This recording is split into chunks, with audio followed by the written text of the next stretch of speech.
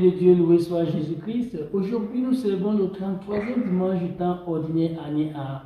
Et nous cheminons déjà vers la fin de notre année liturgique. Donc, il nous reste encore un dimanche à célébrer.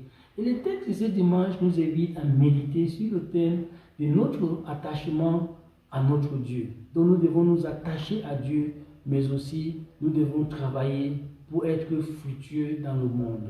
Donc, ce dimanche, tous les textes se résument en ces deux choses. L'attachement à notre Seigneur Dieu, mais aussi travailler dur pour aussi porter du fruit. Dans la première lecture d'aujourd'hui, tirée du livre des Proverbes, nous avons vu la description, comment le texte décrit une femme parfaite dans le foyer. C'est une femme qui travaille pour le bien-être de tout le monde de son foyer. C'est une femme qui gère bien son foyer. C'est une femme qui donne la joie à tout le monde. Et le texte insiste que c'est une femme qui est toujours occupée, qui n'est pas vraiment, qui n'anime ou n'aime pas l'oisiveté. Oui, comme enfants de Dieu, nous devons toujours apprendre à travailler dur. Car le cœur oisif est l'atelier du diable. Quand on reste oisif, c'est-à-dire le diable nous prend et il nous dicte ses lois. Nous devons apprendre à travailler. Et c'est pourquoi dans l'évangile d'aujourd'hui, Jésus-Christ décrit le royaume de Dieu comme un maître qui s'en va en mission. Et il appelle ses serviteurs, il leur confie les talents, il leur confie les ressources, il leur confie des biens, de l'argent. Et à son retour, deux de ses serviteurs avaient fait fructifier ces ressources, cet argent, ces talents.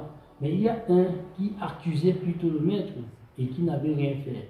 Et le maître a pris de celui qui n'avait rien fait et il a donné à ceux qui avaient fait fructifier les talents.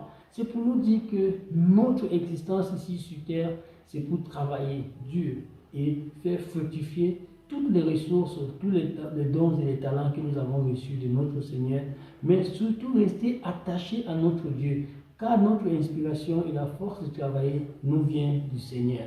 Donc nous allons prier le Seigneur qui nous donne cette sagesse de rester toujours concentrés dans le travail et aussi rester attachés à lui. Et quand nous le faisons, nous n'allons pas nous préoccuper de savoir quand le Seigneur viendra.